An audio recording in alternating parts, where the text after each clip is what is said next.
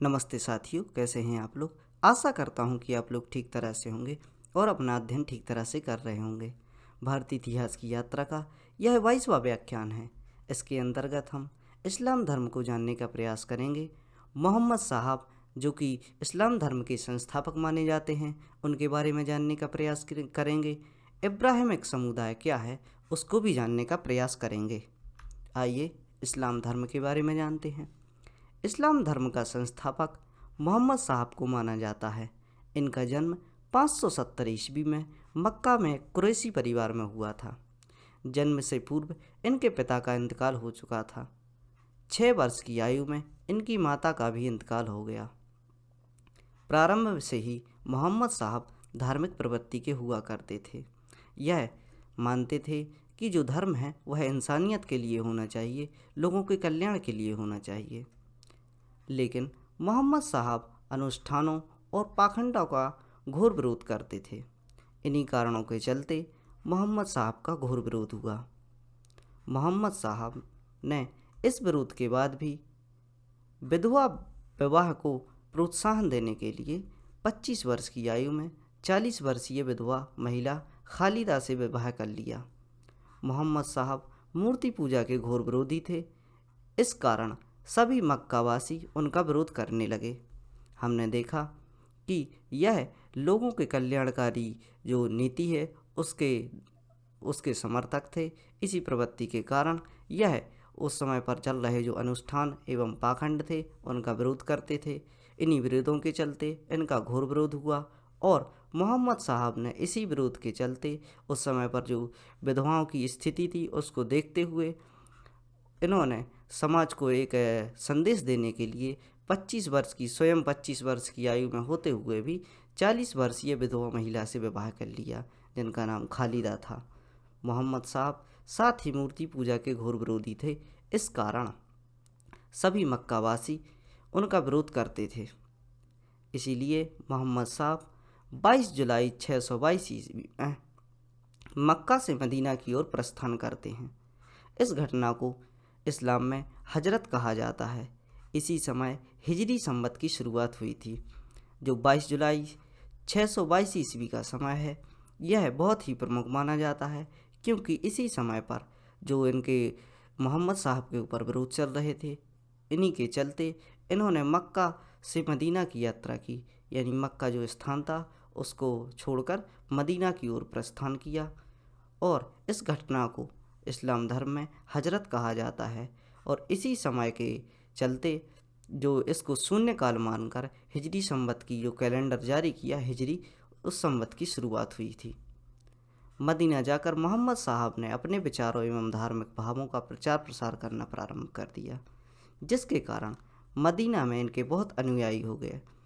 एक जो नई नीति है उसको लेकर यह मक्का से मदीना की ओर प्रस्थान करते हैं और मदीना जाकर यह अपनी जो टीचिंग्स है उनकी बात करते हैं, अपने भावों को प्रकट करते हैं और इनके भावों से जो लोग इनके समर्थक होते हैं उनकी संख्या बढ़ जाती है और इनके बहुत सारे अनुयायी हो जाते हैं।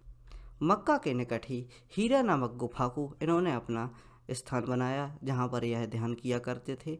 उस गुफा में इनको ज्ञान प्राप्त हुआ। 630 ईस्वी में इन्होंने पुनः मदीना से मक्का की ओर आने का निर्णय लिया। अब मक्का में भी उनके बहुत समर्थक हो गए थे।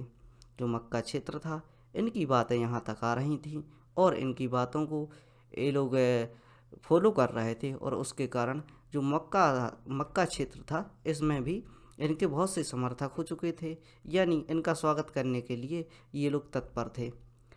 इनके द्वारा चलाया गया इस्लाम धर्म जो धर्म था, इस्लाम धर्म के नाम से जाना गया। 6 जून 632 ईस्वी में इनकी मृत्यु हो गई। मोहम्मद साहब की मृत्यु के पश्चात इस्लाम धर्म के प्रमुख को खलीफा कहा जाता था। जो खलीफा पद है वो आधुनिक समय तक रहा। जो भी इस धर्म के जो गुरु हुआ करते थे उनको खलीफा कहा जाता था, लेकिन यह जो पद था धीरे धीरे भविष्य में चलकर यह एक राजनीतिक पद भी बन गया। अतः जो इस धर्म के जो उच्च पद पर होते थे उनको खलीफा कहा जाता था। जिस प्रकार आज का हम कह सकते हैं कि कोई जैसे धार्मिक देश है उसका कोई राष्ट्रपति होता है, उस प्रकार की पदवी है वह खलीफा की हुआ करती थी। मोहम्मद साहब की मृत्यु के पश्चात मुस्लिम ग्रंथों की रचना दो रूपों में हुई। इनकी जो टीचिंग्स थी, लोगों ने इनकी टीचिंग्स को लिखना प्रारंभ कर दिया था। अतः जो ग्रंथों की रचना हुई वह दो प्रकार से हुई। एक जो बुक लिखी गई वह थी दारुल हर्ब। इसमें इस्लाम धर्म से मिलती जुलती यह इस्लाम धर्म से मिलती जुलती नहीं थी, जो कि इस्लाम धर्म उस समय पर चल रहा था। इसमें केवल जो मोहम्मद साहब थे उनकी बातों का संकलन किया गया था। दूसरा था दारुल इस्लाम। इनकी बातें इस्लाम धर्म के ग्रंथों से मिलती जुलती हैं। अतः जो इस्लाम धर्म की किताबें चलती आ रही थीं उन्हीं से प्रेरित होकर यह ग्रंथ लिखे गए थे। और जो दारुल हर्ब है इसमें इस्लाम धर्म से नहीं मिलती थी, यह केवल एक विचारों का संकलन था। आइए आगे देखते हैं। इस्लाम एक इब्राहिमिक पंथ है जो एक ईश्वर की मान्यता को मानता है। इस धर्म की शुरुआत 7वीं सदी में अरबी प्रायद्वीप में हुई थी। इस्लामी परंपरा के अनुसार अल्लाह का जो अंतिम पैगंबर है उन्हें मोहम्मद द्वारा पहुंचाई गई किताब कुरान को माना जाता है। मोहम्मद साहब हैं जिनके द्वारा जो कुरान पुस्तक लिखी गई उसको यह अंतिम पैगंबर यानी संदेश मानते हैं, जो कि अल्लाह का अंतिम संदेश किसे माना जाता है? कुरान के लिए। इस्लाम में शिया, सुन्नी व अहमदिया समुदाय प्रमुख होते हैं। आबादी के अनुसार इस्लाम विश्व का दूसरा सबसे बड़ा पंथ है। विश्व में लगभग 56 से भी अधिक देश जहाँ पर मुसलमानों की संख्या अधिक होती है। विश्व में 2 अरब मुसलमान हैं, जिनमें 85% शिया व 15% सुन्नी हैं। इस्लाम शब्द का अर्थ होता है अल्लाह को समर्पण। जो कलमे होती हैं, जो यह आराधना करते हैं अपनी, उन कलमों में इन्हीं बातों का जिक्र किया जाता है कि आप अल्लाह की ओर समर्पित होइए और इसी से आपको मुक्ति मिलेगी। इस्लाम धर्म एक ईश्वरवाद को मानता है। अतः यह मानते हैं कि ईश्वर एक ही होता है।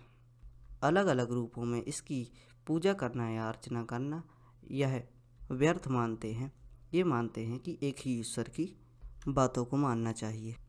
आइए इब्राहिमिक रिलीजन को समझते हैं। इब्राहिमिक एक कैलिफेट या जो धर्मगुरु हैं वह हुए, और जो इनके 2 पुत्र थे ईसाक और जिनमें से एक पुत्र थे ईसाक और एक थे इस्माइल। जो ईसाक थे उनके द्वारा जो धर्म स्थापित किए गए, इनके जो अनुयायी आए या इनकी जो पीढ़ियाँ आईं, उन्होंने जूरिज्म और क्रिश्चियनिज्म यानी जो क्रिश्चियन धर्म होता है उसको जन्म दिया। और जो इस्माइल थे, इस्माइल के द्वारा जो इस्लाम धर्म है उसको आगे बढ़ाया गया। अतः हम मान सकते हैं कि ये दोनों जो इब्राहिमिक हैं ये भाई माने जाते हैं।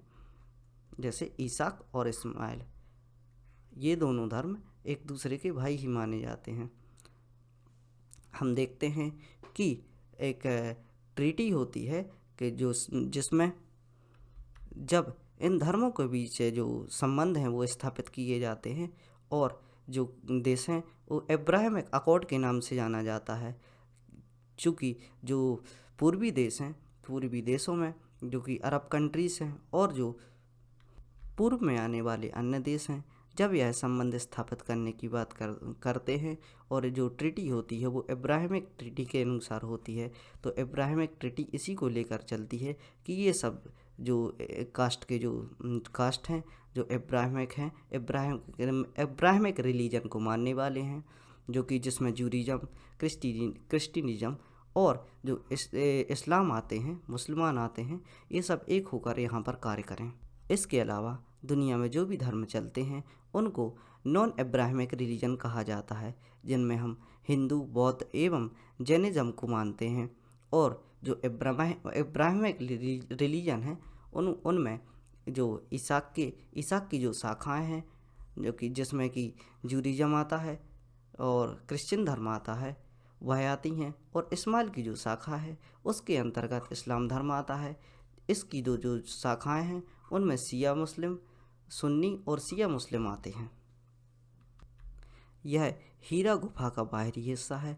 यह इस प्रकार दिखाई देती है जहाँ पर मोहम्मद साहब के लिए ज्ञान की प्राप्ति हुई थी। यह इसका आंतरिक भाग है जिसमें वह ध्यान किया करते थे। आशा करता हूँ कि ये जो भी लेक्चर है वो आपको समझ में आ रहे होंगे और आगे हम इसमें और भी सुधार लाने का प्रयास करेंगे। और जो भी इसमें आपको सुधार चाहिए उसको आप कमेंट बॉक्स में लिख सकते हैं। धन्यवाद। खुश रहिए, पढ़ते रहिए।